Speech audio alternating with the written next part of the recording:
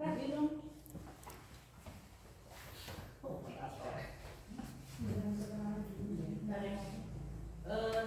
siang Bapak Ibu. Ya. Terima kasih buat waktu yang diberikan pada saya. Nama saya Tikin SPDK. Saya mengajar di unit kerja di SD Negeri Negeri 1. Pada siang hari ini saya ingin memaparkan tentang aksi nyata tentang kurikulum. Apa yang dimaksud dengan kurikulum? Kurikulum merupakan seperangkat rencana dan pengaturan mengenai tujuan, isi dan bahan pelajaran, serta bahan yang digunakan sebagai pedoman penyelenggaraan kegiatan pembelajaran untuk mencapai tujuan pendidikan tertentu, yang di dalamnya memuat latar belakang, visi, misi, tujuan, serta struktur kurikulum dari sekolah. Jadi di dalam dunia pendidikan, satuan pendidikan, kurikulum merupakan otak dari jalannya pendidikan itu sendiri. Karena di dalam kurikulum itu ada latar belakangnya, ada visinya, ada strukturnya, sehingga pembelajaran di satuan pendidikan bisa berjalan dengan baik. Peran dan fungsi kurikulum ada 4. Yang pertama, membantu dalam merancang program pembelajaran yang efektif. Jadi dengan adanya kurikulum yang ada, pembelajaran bisa dirancang, diprogramkan dengan tepat, sehingga tidak asal-asalan berjalan pembelajaran, tapi ada pedoman yang harus dipakai di dalam kita melakukan pembelajaran di satuan pendidikan. Yang kedua, merancang minat dan motivasi siswa untuk belajar. Dengan adanya kurikulum bisa dipakai untuk memotivasi, karena ada tujuannya, ada strukturnya, sehingga pembelajaran yang akan dilakukan itu sudah tertata dan bisa dipakai untuk menarik minat, motivasi siswa itu sendiri di dalam pembelajaran.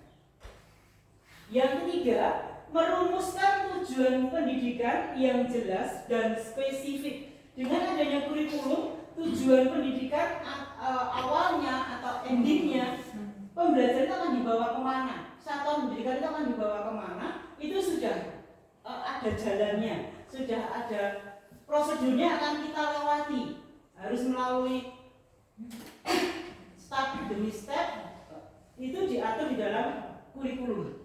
Sehingga kurikulum itu berperan dan berfungsi sangat penting di dalam berjalannya satuan pendidikan. Yang keempat, memberikan dasar untuk pengembangan instrumen evaluasi dan penilaian. Di dalam kita melakukan KBM dalam pembelajaran, pada endingnya mesti ada instrumen yang kita buat, baik instrumen penilaian maupun evaluasi, sehingga kita bisa di akhir kita bisa melihat apakah kita tercapai, apakah kita sesuai dengan kurikulum yang kita pakai. Seperti di sekolah kita ini ada kurikulum 13, ada pendekatan kurikulum merdeka, ada kurikulum merdeka. Jadi step by step, dan tahun yang akan datang kita sudah masuk di dalam kurikulum merdeka, di mana kurikulum merdeka itu banyak pengembangan yang kita pakai, seperti ada P5, seperti ada kegiatan-kegiatan siswa yang menghasilkan, yang menjadikan produk, dan itu bisa ditampilkan. Mengapa kurikulum perlu diubah? Kok tidak si jiwae ben penak, tidak berganti? Maka ada kata yang satu belum selesai, yang satu belum paham, sudah ganti kurikulum, sudah berganti. Kenapa toh kurikulum itu harus dirubah atau perlu dirubah? Kurikulum perlu berubah karena dunia dan kebutuhan masyarakat selalu berubah. Jadi kurikulum itu mengikuti zaman. Makanya sekarang menggunakan digital. Semua digital, apa-apa digital. Karena zamannya sekarang digital. Kalau kita hanya berpaku pada buku paket, ya ketinggalan zaman. Sekarang sudah dibuat semua berpusat pada digitalisasi.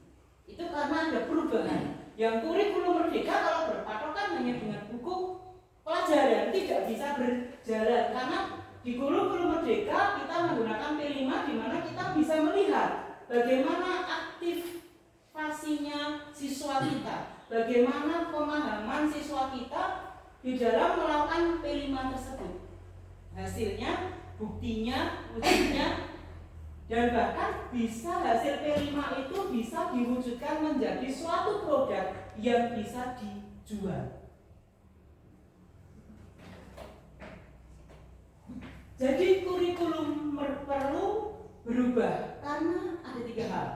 Yang pertama, perkembangan pengetahuan dan teknologi. Dengan teknologi yang semakin maju, dengan teknologi yang semakin luar biasa saat ini, perlu ada perkembangan yang memang kalau kita mengikutinya agak sulit. Tetapi ketika itu sudah berjalan, itu sangat berdampak dengan siswa kita. Siswa kita menjadi siswa yang punya ide, siswa kita menjadi siswa yang mau bergerak. Jadi tidak hanya guna diperintah dia bergerak.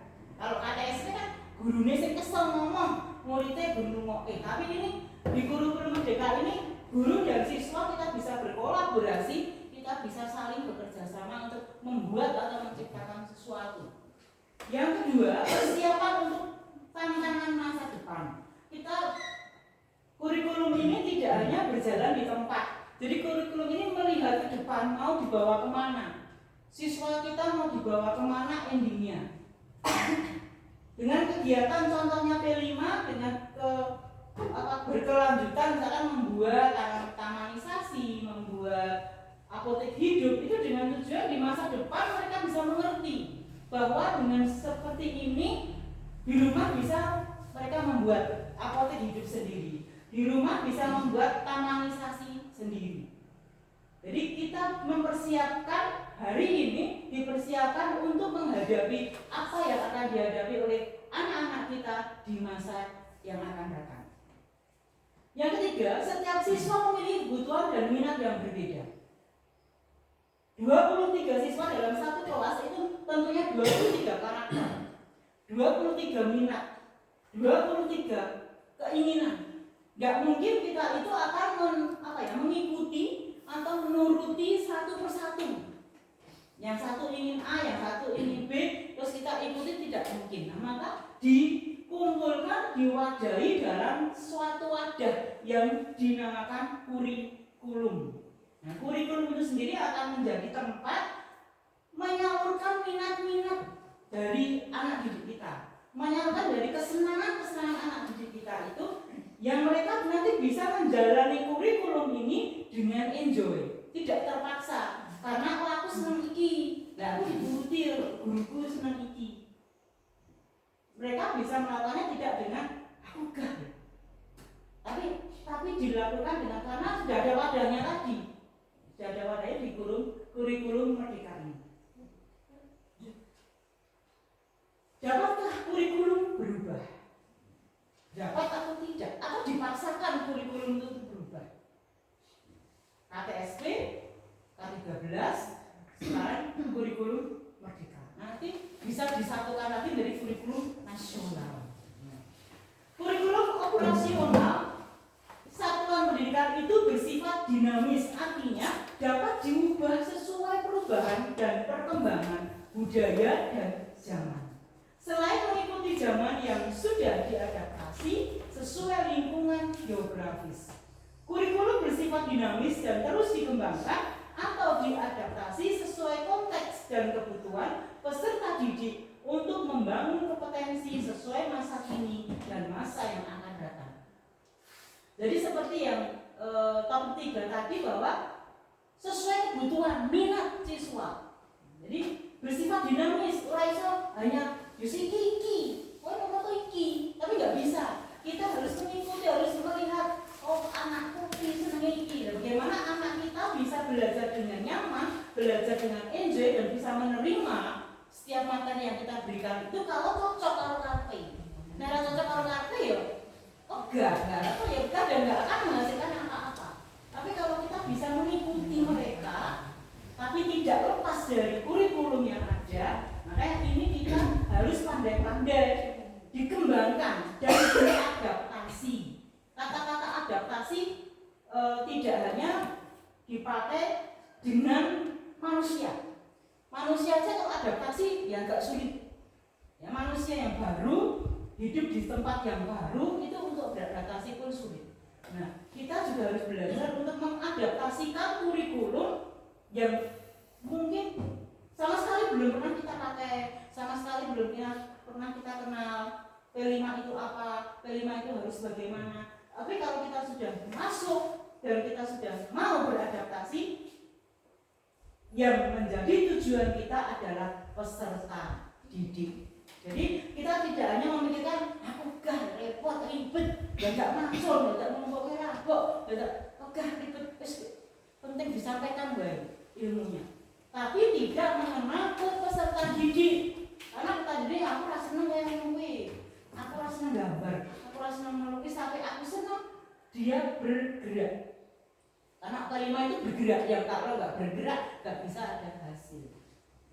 Jadi itu semua untuk membangun kompetensi sesuai dengan masa ini dan masa yang akan datang. Seperti topik yang sebelumnya tadi, kurikulum itu untuk mempersiapkan bukan hanya di hari ini, tapi di hari yang akan datang. Untuk membekali apa yang akan kita pakai peserta didik itu, anak-anak kita itu di yang akan datang. Seperti siswa yang kelas 6 sudah meninggalkan SD, mereka membawa bekal yang dari SD ini dibawa ke SMP.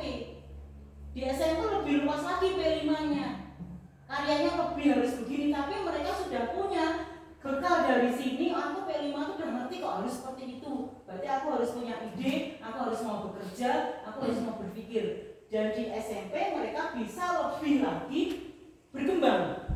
Idenya lebih lagi bisa cering, tidak hanya kalau di SD kan masih digiring, masih diarahkan. Kalau di SMP sudah diberikan topiknya, sudah jalan sendiri.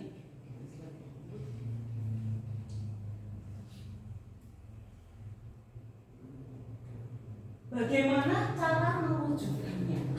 Mungkin kita banyak berpikir, terus harus bagaimana? Untuk piye supaya itu bisa terwujud? Penting untuk diingat bahwa perubahan kurikulum memerlukan waktu dan komitmen dari banyak pihak, serta penyesuaian berkelanjutan. Keterlibatan stakeholder dan pendekatan yang terencana adalah kunci keberhasilan dalam mewujudkan perubahan kurikulum. Seluruh komponen masyarakat, yaitu peran orang tua, masyarakat, dan sekolah harus menempatkan kebutuhan, pendapat, pengalaman, hasil belajar, serta kepentingan peserta didik sebagai pengembangan kurikulum, karena kurikulum dirancang untuk kebutuhan peserta didik. Jadi untuk mewujudkan ini nggak bisa sendiri, nggak bisa kita guru ngaku dewe, nggak bisa. Tapi kita butuh orang tua, kita butuh masyarakat, kita butuh lingkungan, kita butuh tempat. Jadi untuk melakukan P5 kalau nggak ada tempatnya ya nggak bisa. Mau melakukan P5 membuat apotek hidup nih lumayan nangguin. Lah kan buat jadi apa? Ya. Jadi kita membutuhkan semua itu. Dan kunci keberhasilannya ada di stakeholder itu sendiri, di diri kita. Jadi keberhasilan dari kurikulum itu memang didukung dari luar, dari pendapat, pengalaman, hasil belajar dari orang tua, masyarakat. Tapi kalau dari kita sendiri tidak bergerak, tidak akan bisa terwujud perubahan itu. Tidak akan terwujud, tidak akan bisa merasakan antara K13 dan kurikulum merdeka itu perubahannya di mana kok? Kok ajak-ajak baik? Karena kita tidak menciptakan perubahan itu sendiri pada diri kita. Contohnya ya, diri saya sendiri rasa TI. Tapi di kurikulum merdeka, rasa TI rasa aku. Makanya dari diri kita sendiri juga harus berubah. Tidak hanya kurikulumnya yang berubah, tapi kita mengikuti kurikulum supaya kurikulum itu bisa diwujudkan. Dan semuanya hanya untuk peserta didik, tidak untuk yang lain, tidak untuk siapa-siapa, tapi kurikulum itu kita mau belajar, kita mau melakukan, kita mau berubah, itu fokusnya hanya untuk kebutuhan peserta didik. Itu Bapak Ibu yang saya hormati, sekilas paparan dari saya tentang perubahan kurikulum. Terima kasih untuk waktu yang diberikan. Terima kasih untuk kesempatan yang sudah diberikan. Terima kasih.